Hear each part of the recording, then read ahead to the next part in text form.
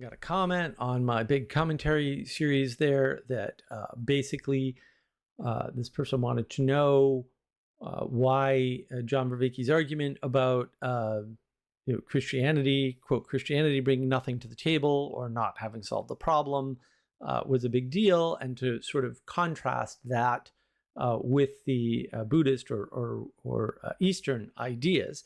And I thought that was a very, very astute observation. I haven't made that case before, so I think I will take the opportunity to make it here now. Tune in.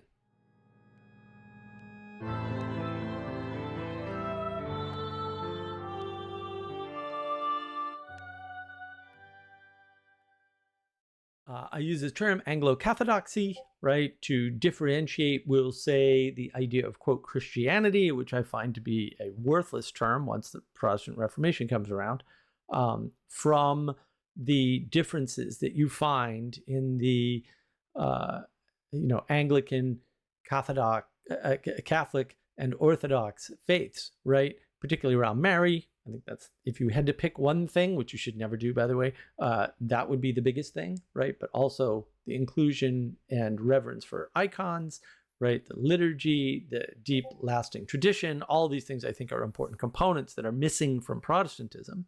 And therefore, I think that followers of Christ, because they do all have that in common, is a pointless term, because different Protestant denominations define that differently, right? They have very different readings of the Bible, for example, and that's a real problem. And also, they're missing all these tools that the Anglo-Cathodox have, right? And that's super important. And so I just wanted to get that sort of definition out of the way. If you haven't heard it before, I have said it in other places, usually on live streams. So let's get down to brass tacks. First of all, I want to explain the real issue here. The differentiation I'm trying to make is between Buddhism, as done in the East, and Western Buddhism, as done by every Westerner I've ever encountered. Maybe not every Westerner ever, but maybe worth considering that Westerners just cannot ever, because of cultural differences, because of geographical differences, because of the culture they were born into, the culture that raised up around them over time, right? And so certain things are available and not available based on that. They'll never be able to understand in the Eastern way, okay? There is a difference in how we think. See the book, The Geography of Thought by Nisbett. It's a very good book. I don't know that it's a perfect book, but it's close enough.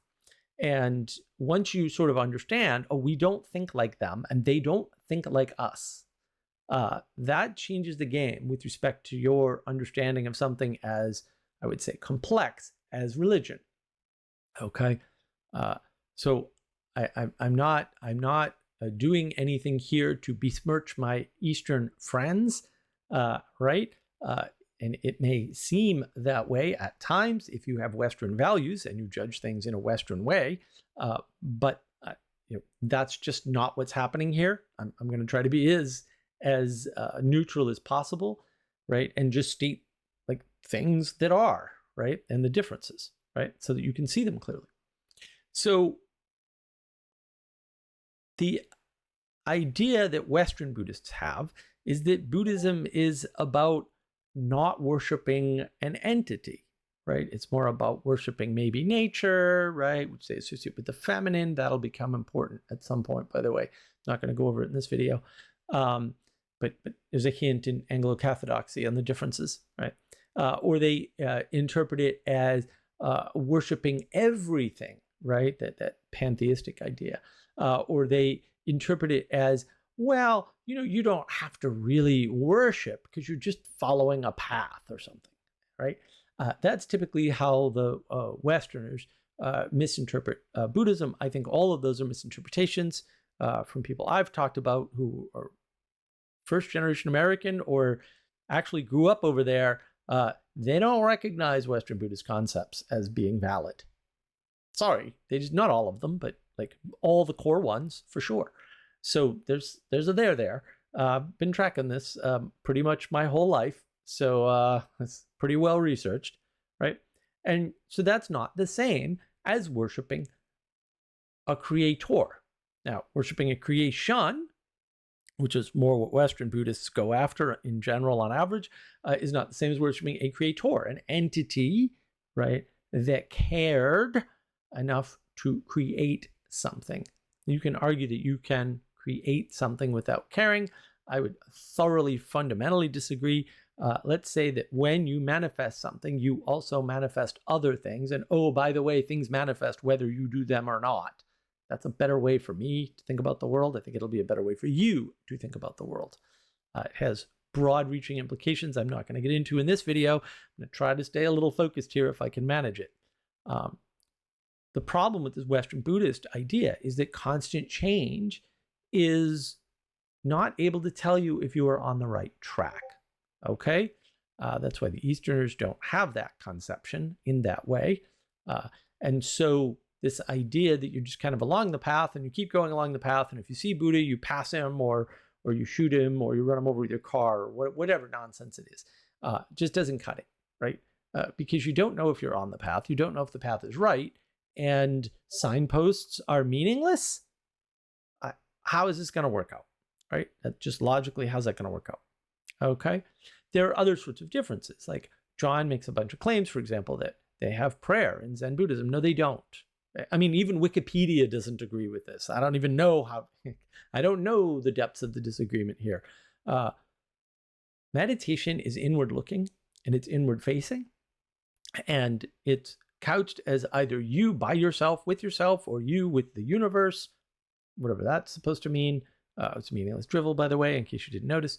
Or it's couched as you engaging with your true self or something, right? Or coming in encounter with something inside of you that's already there, that's more pure than all the things you're going through. By the way, you're alone. I don't know what to tell you. All those other things must be you too. Might be important to deal with that, right? And so it's more of a participation with yourself. Now, look, I like meditation. Meditation did a lot for me. I'm not saying meditation is bad. Eastern meditation, I don't think, is the same as Western meditation. Again, difference in thinking. And Westerners are very much bending Eastern thought to serve a purpose, right? Which is rebellion, right? They're not trying to create a new good thing. They're not trying to manifest a better way. They're actually just trying to get away from the way they have. I think that's probably the main difference. Prayer, on the other hand, is not internal.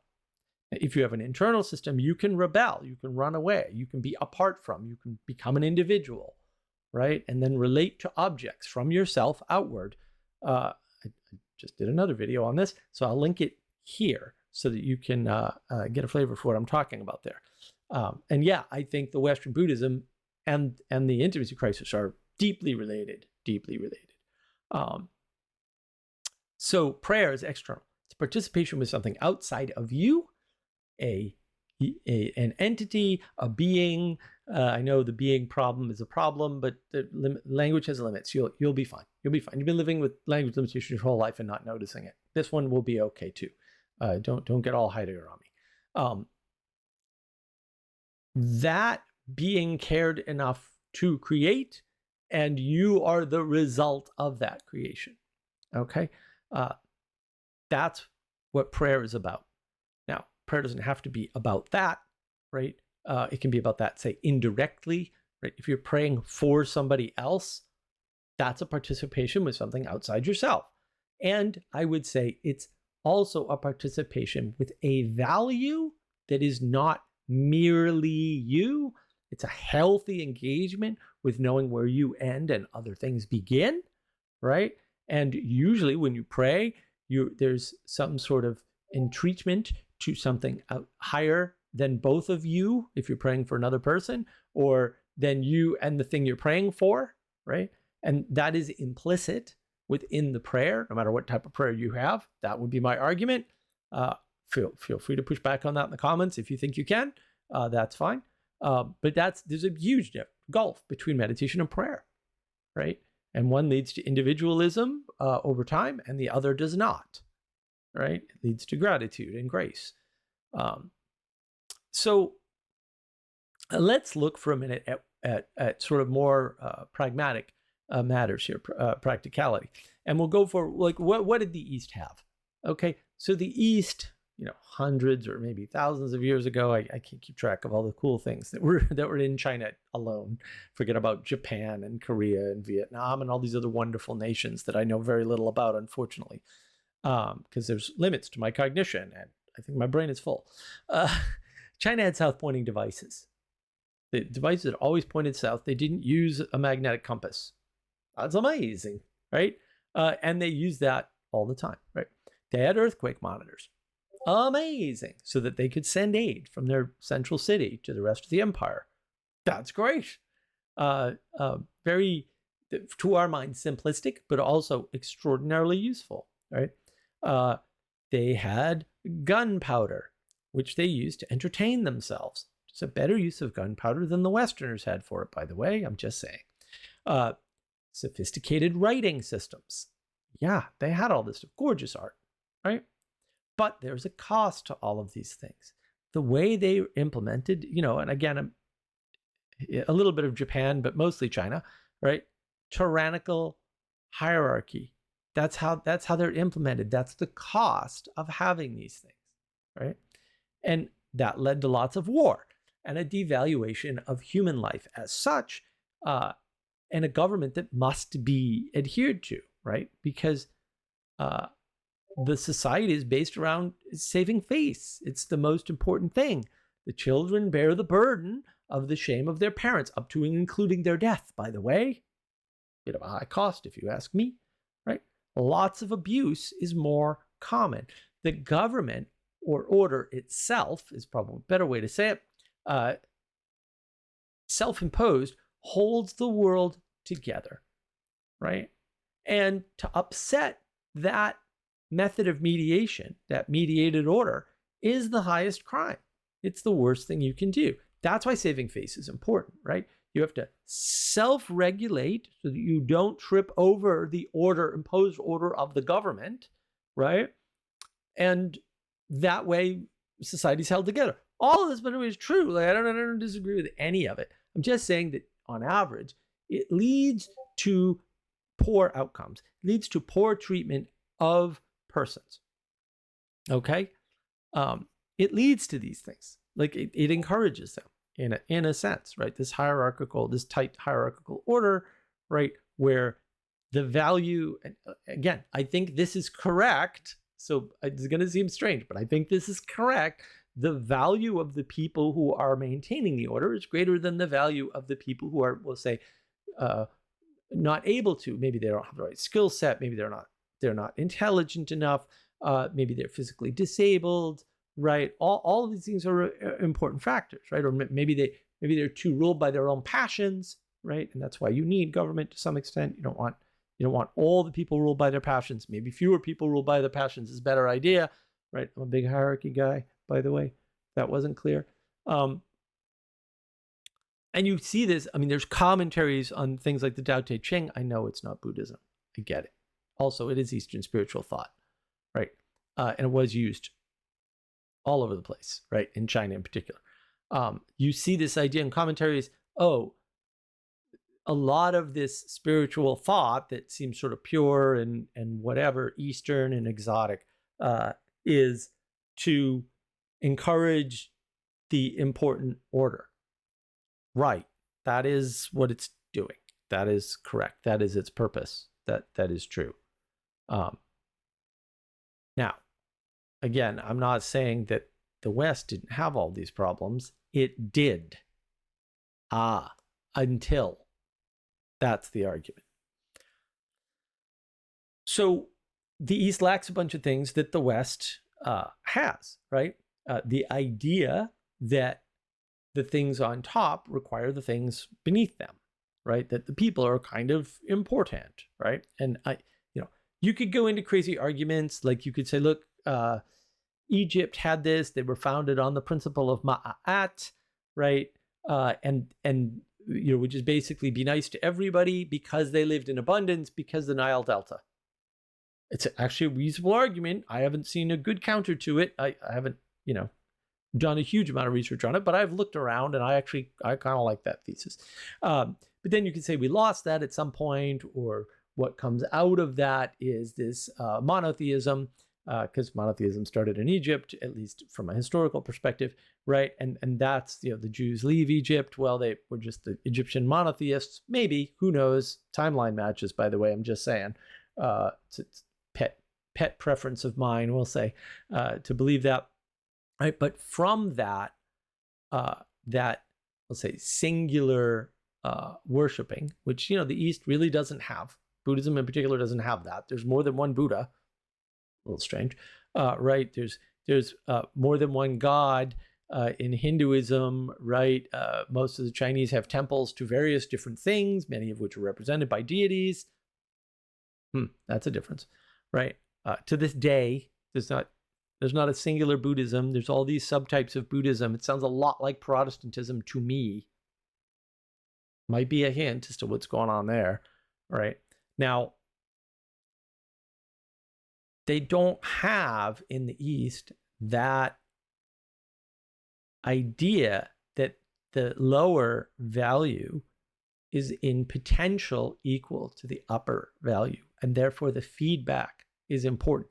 How it's done is different, and how it's done is important, and how it's done is not you talk to the king because you're a nothing, get over it. Still big on hierarchy. Did I mention that?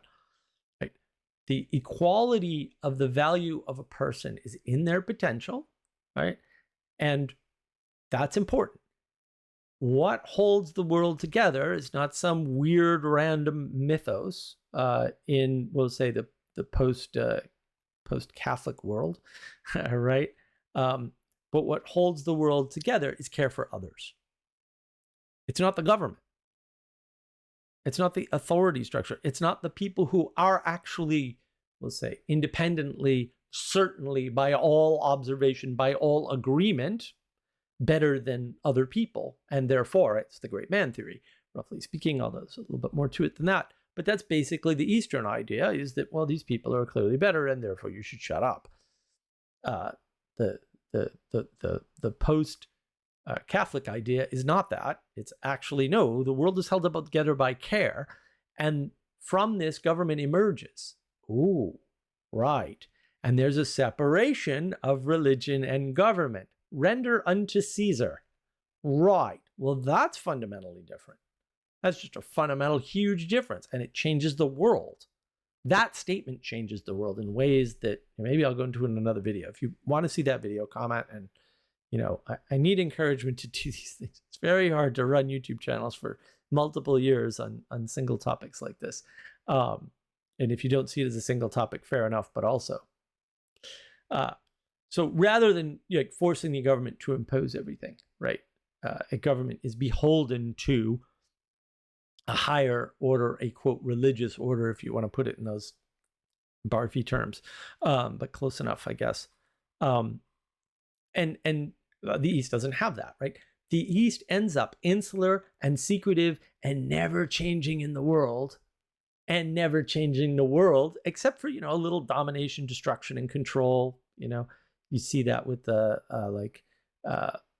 invasion of the Mongols, for example, right? But they really don't change the world. They don't advance the world, and they don't advance themselves for thousands of years. That's interesting. They also don't have the emergence of Anglo-Catholicity. Weird. I don't know. Right? And there's a marked difference too, because the Middle East does change the world, doesn't have Anglo-Catholicity, I would argue. So there's a difference there. It's not East versus West even, right? The Middle East is a different beast. And their conquests do all kinds of this, some of which are great, right? They reintroduced Plato and Aristotle to the West, for example. The Middle East has been, we'll say, much more useful in that way from, we'll say, the Far East. The Far East just didn't have that effect. Now, the East meets with pretty much zero improvement, right? Very feudal societies until it adopts Western standards. That's interesting. Well, where did these Western standards come from? Well, these are all post-Anglo-Catholicity Western standards, or post-Catholic Western standards, at least. And look, there's tons of videos about this all over the internet. I'm making this up, right? Like, I, mean, I didn't, do all the pure research for this. There's tons of people talking about this. Like, the East adopts the West, and then, right, we end up with this fetishism in the West about the East. And look, this might have something to do with a feeling that people may have that the West is in decline or will be in decline soon, right? Or maybe the East is ascending or something because it has a superior position somehow. Well, yeah, they adopted our stuff after we already worked it out, for one thing. That might be a hint, right? I would argue that it's all going to come collapsing down, and that they still can't build things in the East. There's lots of evidence for this, by the way. I'm not saying no, never at all. They can't build their own things. Of course they can, and they do, and they have in the past, right? But their rate of new invention is extraordinarily low for the population that they have. It's unbelievable. It's almost non-existent compared to the West.